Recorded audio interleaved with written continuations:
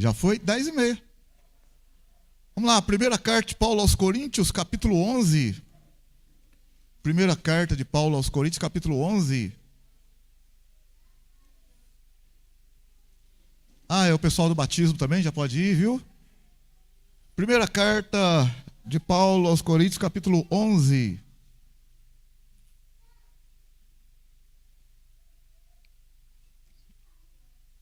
Verso 17, está na mão? 1 Coríntios 11, 17. Olha o que está escrito.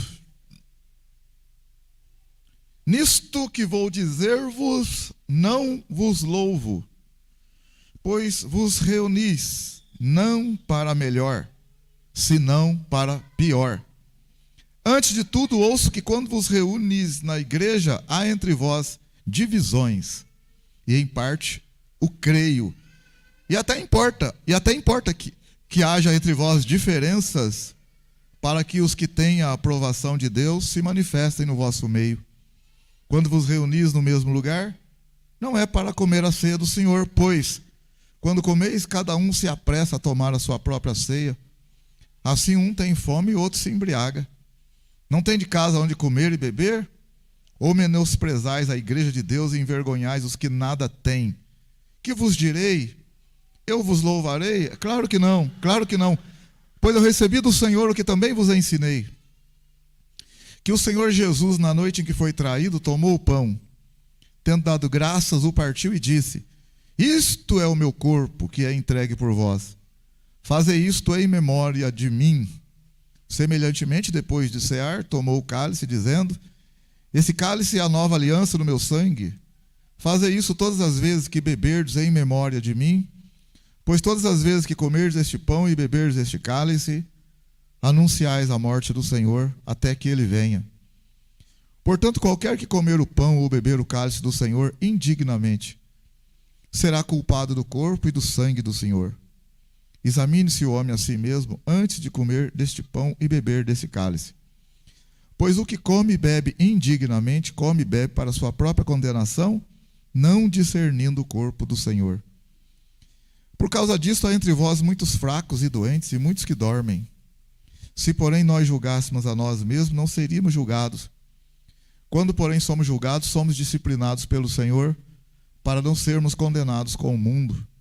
Portanto, meus irmãos, quando vos reunis para comer, esperai uns pelos outros. Se, contudo, algum tiver fome, coma em casa, para que não vos ajunteis para a condenação. Quantas demais coisas, eu vos instruirei quando estiver convosco. Que o Senhor nos abençoe, que o Espírito de Deus possa falar no meu coração, nos nossos corações, profundamente. Saiamos daqui fortalecidos, abençoados, curados, sarados, na presença de Deus, em nome de Jesus. Amém? Glória a Deus. Maravilha. Meus amados, de forma resumida a nossa palavra aqui, bem resumidinha, quando o pessoal da igreja de Corinto se reunia para fazer a ceia, eles comiam mesmo, comiam de verdade mesmo, só que estavam fazendo tudo errado. E estavam fazendo divisões dentro da igreja, grupinhos que comiam e bebiam, né? Se eu entender aqui que eles bebiam para embriagar, no fato de embriagar mesmo, então a ceia já está completamente errada, já está tudo errado mesmo. Porque numa ceia não pode embriagar, não pode nem ter a bebida alcoólica. Então, se estava acontecendo isso lá, está completamente errado. Se a palavra embriagar aqui, em outro texto, em outros estudos, diz que, vem do grego também, que significa fartar, estar farto, estar abastecido, tudo bem. Mas o que eu quero mostrar para vocês aqui é que eles estavam comendo, cada um a sua própria ceia. Então levava mesmo, juntava a turma, comia mesmo. E estava tendo grupos dentro da igreja, assim, não que a gente não tem algumas pessoas que você tenha mais liberdade, não é isso que ele está dizendo. Ele está dizendo que estava havendo um menosprezo dentro da igreja com relação a outros irmãos, principalmente com os irmãos mais carentes, mais pobres. Então o pessoal ia fazer a ceia, o pessoal juntava um grupinho ali, fazia a ceia deles e ia embora, largava os outros para trás. Estava nem aí com o outro, não. Fazia aquela rodinha ali, comia ele, nós fizemos a nossa ceia, já entregamos, vamos embora. Dentro de uma igreja assim, onde estava cheia, lotada a igreja. os grupinhos fazendo a sua própria ceia. E Paulo então vai falar para eles: ei, essa reunião aí não é para comer a ceia do Senhor. Porque cada um está comendo a sua própria ceia. Então não é a ceia do Senhor. O que ele está querendo dizer é que a ceia do Senhor, o Senhor considera todos iguais. E Ele é o Senhor e nós somos membros de um corpo. Não tem grupinho. O Senhor não faz acepção de pessoas, como se Deus separasse grupinhos de pessoas dentro da igreja dele. Não, não. Ou é igreja, ou é igreja. E a igreja é composta por pessoas que foram lavadas e redimidas no sangue de Jesus. A palavra igreja significa aqueles que foram separados, tirados para fora. Então a igreja é um todo. Ela não é fatiada, ela é um todo. É isso que ele vai... É porque tem pessoas que pensam assim: o que será que é comer a ceia indignamente? Comer a ceia indignamente é quando a gente se isola do outro irmão. Isso é comer a ceia indignamente. Ah, mas e uma pessoa que está no pecado? Se ela está no pecado, ela examina a si mesma. Se ela vê que ela está em pecado, ela confessa o pecado, está tudo certo. De verdade, está tudo certo. Mas ela pode não estar num pecado aí particular, mas ela pode comer a ceia indignamente, no sentido de não discernir o corpo do Senhor. Então, quando Paulo se refere aqui a comer a ceia indignamente, ele está falando não de pecados que a gente comete lá fora e vem para a igreja. Ah, que ele está no pecado. Como é que eu vi ele lá? Ele está em pecado, está tomando a ceia. Não, não é isso, não é isso que Paulo está dizendo. Paulo está dizendo de que a ceia deve estar, na ceia nós devemos estar todos unidos. Eu não me importo se o irmão tem a vida dele particular, se eu acho que ele está no pecado, isso não me interessa. Naquele momento. Me interessa que ele é um irmão em Cristo. Porque eu não sei na particularidade dele, se ele se arrependeu ou não, não me interessa. Então não é eu que vou julgar isso. A minha parte é estender a mão para ele e ajudar o meu irmão, só isso. Eu não tenho que ficar achando que o irmão está ou não em pecado. Não cabe a mim. A Bíblia fala: examine-se cada um a si mesmo. Então é para eu examinar a minha vida, não é para examinar a vida do irmão. Cada um que examina a sua vida. Se o irmão pega a ceia, o irmão examinou a vida dele, ele que sabe. Agora cabe a gente mostrar que comer indignamente é quando eu não faço discernimento do corpo de Cristo. Isso é um pecado gravíssimo aqui. Inclusive é um pecado que ele fala que faz a pessoa ficar doente por não discernir o corpo. Olha bem, quando a pessoa come, não tem aquele irmão lá, aquela irmã lá, não sei o quê. Ele diz: isso é um pecado. Isso é pecado. Isso é o pecado. Não discernir o corpo do Senhor. Então, irmão, aqui nós estamos tudo dentro do mesmo saco. Farinha no mesmo saco. Viu? Tem uns que devem 500, outros devem 50. Mas todo mundo deve. Mas o que deve 500 foi perdoado e o que deve 50 foi perdoado também. Mas um deve mais, sim, mas o que deve menos também não tem condição de pagar. Então o que deve menos, essa é aquela parábola, aquela história que Jesus contou da mulher que entrou lá e começou a lavar os pés dele, enxugar com o cabelo, na casa do fariseu. E o fariseu pensou a respeito de Jesus assim: se Jesus fosse profeta, saberia que essa mulher é pecadora, não poderia tocar nele. Jesus vira e fala: Simão, olha, eu falo um negócio para você. Eu entrei na tua casa, você não me cumprimentou direito, não deu água para lavar minhas mãos, você não me beijou. Essa mulher, desde que eu entrei, não cessa de lavar os meus pés com as lágrimas e de enxugar com seus cabelos. E Jesus falou para ele assim, falou para ele: então, olha para você ver, um homem devia 50 e o outro devia 500. Os dois não tinham com o que pagar e o credor perdoou os dois. E Jesus perguntou para aquele homem: qual dos dois vai ser mais grato ao credor? E o fariseu falou assim: aquele que foi mais beneficiado, né, que perdoou mais, que recebeu o perdão da dívida maior. E Jesus falou: então, essa mulher aqui, a dívida dela é maior. E a sua é uma dívida pequena. Porque você está na igreja, você vai para a igreja e tal. A sua dívida é pequena. Essa mulher tem uma dívida grande. Então eu perdoei ela. E também estou perdoando você. Apesar da sua dívida ser pequena, você não tem como pagar. Então estou perdoando os dois. Então é por isso que ela faz tudo isso por mim, para mim. Então Jesus estava mostrando ali que ele não faz acepção de pessoas. Pode ter alguém melhorzinho do que o outro. Mas todos nós dependemos dele. Todos nós dependemos do perdão dele. Ele é o Senhor. Então, quando a Bíblia fala assim, não há justo sequer, é verdade. Digo, justificado pelo sangue de Jesus. Se não for o sangue de Jesus, ninguém está justificado. Romanos 3, 23 fala, todos pecaram. Todos pecaram. Então não é, mas eu pequei menos. Não, mas todos pecaram. E destituídos estão da glória de Deus. Mas são justificados gratuitamente pela redenção que há em Cristo. Amém? O que eu quero deixar para os irmãos aqui, na verdade, né, que à noite a gente dá tempo de falar mais, eu quero deixar para os irmãos aqui essa palavra assim, ó. Irmãos, o pecado ele é terrível. E o que o pecado fez no mundo é uma coisa para desgraçar mesmo. Bateu de frente, quis bater de frente com o plano de Deus e com Deus. O pecado desgraçou. Veio para atrapalhar mesmo. Uma sutileza muito grande.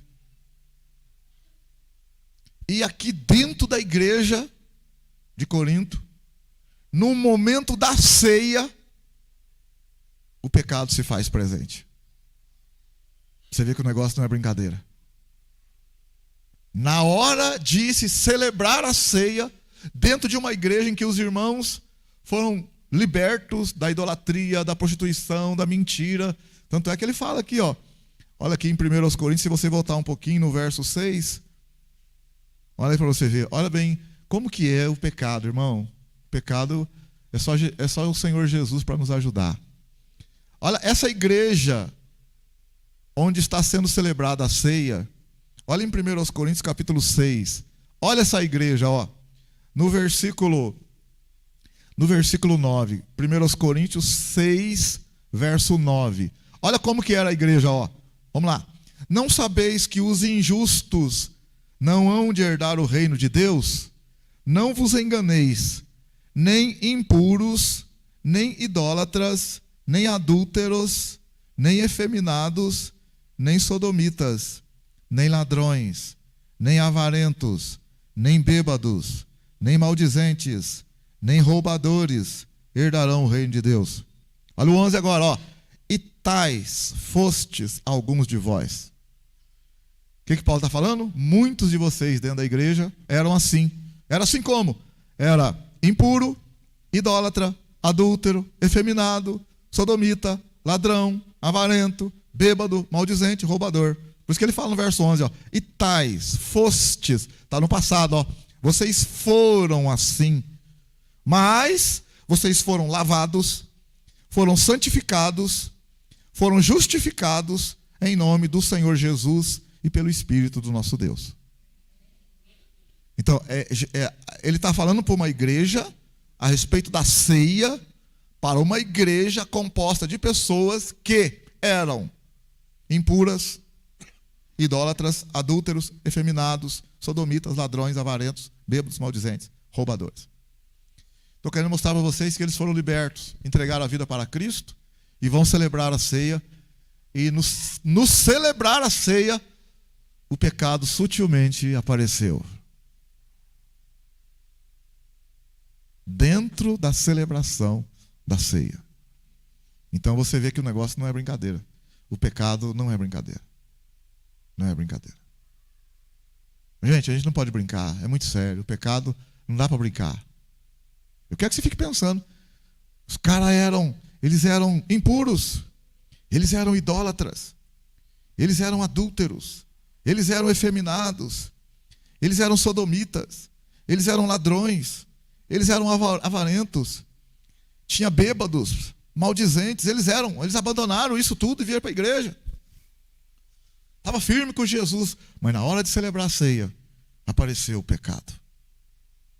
Sutilmente na igreja. Tanto que Paulo escreve: nisto que vou dizer, não vos louvo, porque vocês estão reunindo não para celebrar a ceia do Senhor. E essa reunião é uma reunião para condenação, pois tem contendas e divisões no meio de vocês. Então, irmão, vou falar uma coisa para você: o pecado não é brincadeira, não. E o pecado não é brincadeira, não. Não dá para brincar, não. Paulo escreve na primeira carta aos Coríntios, no capítulo 7, volta um pouquinho para você ver o que ele fala do pecado. O que Paulo fala no pecado? Quando Deus falou assim, quando veio a lei de Moisés, não roube, não furte, não cobice, Deus estabeleceu a lei no Antigo Testamento. Porque a pessoa, como é que ela vai saber se aquilo é pecado se não está escrito nada? Então eles não sabiam que era pecado cobiçar. Eu não sabia que era pecado cobiçar. Não sabia que era pecado falar mal dos outros. Não sabia. Aí veio a lei. A lei disse: não cobiçarás. Nossa! Não roubarás. Então, olha aí, ó, Romanos capítulo 7, verso 7. Que diremos, pois? É a lei pecado? De modo nenhum. Mas eu não conheci o pecado, senão por intermédio da lei. Pois eu não conheceria a cobiça, se a lei não dissesse: não cobiçarás. Mas então eu sei que eu não posso cobiçar, porque a lei diz: não cobiçarás. Então eu sei que cobiçar é pecado, porque a lei está dizendo. Entendeu o que eu estou dizendo? Está entendendo? A lei veio para mostrar. Então, peraí. Olha o verso 8. O pecado, porém, tomando ocasião pelo mandamento, operou em mim todo tipo de desejo cobiçoso. Pois sem a lei estava morto o pecado. Eu vivia antigamente sem lei. Ó, parece que não é que o pecado não existia. Ele falou que estava morto o pecado. Parece que eu não estava pecando. Olha o verso 9. Eu vivia sem lei, mas quando veio o mandamento, reviveu o pecado. E eu morri. Mas peraí, o mandamento que me era para a vida, eu achei que era para a morte. Mas porque o fato da lei dizer não cobiçarás, não significa que eu tenho força para não cobiçar. Mas a lei diz para não cobiçar. Então eu fico, eu não posso cobiçar. Mas está escrito não cobiçar. E eu fico, mas estou desejando. Então, a lei ela disse para não cobiçar, mas não disse que eu teria poder para não cobiçar. Mas ela disse para não cobiçar. Não roubar, não falar mal. Então, eu falei mal mesmo. Mas você sabe que não pode falar. Eu sei, mas não aguentei, comichou. Comichou, vontade de falar. Falei mal. Então, para você ver. Mas você sabe, sei. Por que você falou? Não sei, agora já falei. Olha a força que tem o pecado. Mesmo sabendo, você faz ao contrário. Olha agora o que ele vai falar no verso 11. Pois o pecado, tomando ocasião pelo mandamento, me enganou. E por meio do mandamento me matou. O pecado me enganou. Mesmo eu sabendo, o pecado me enganou. Eu sabia, mas eu errei. Você sabia, mas o pecado me enganou. Verso 12. Portanto, a lei, ela é boa, ela é santa. O mandamento é santo. O mandamento é justo. É bom, eu sei, a lei é boa. Aí ele fala, peraí, mas então, no verso 13, o bom tornou-se morte para mim? Não, de modo nenhum. Não, de modo nenhum, a lei não. Mas, verso 13, no meio dele, mas o pecado, para que se mostrasse pecado, operou em mim a morte pelo bem, a fim de que pelo mandamento o pecado se fizesse excessivamente maligno. Então ele está querendo dizer assim que a lei é boa, maravilha, que bênção a lei.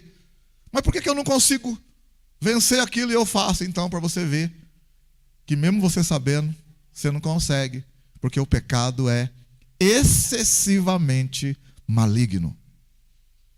Mesmo sabendo, você não consegue.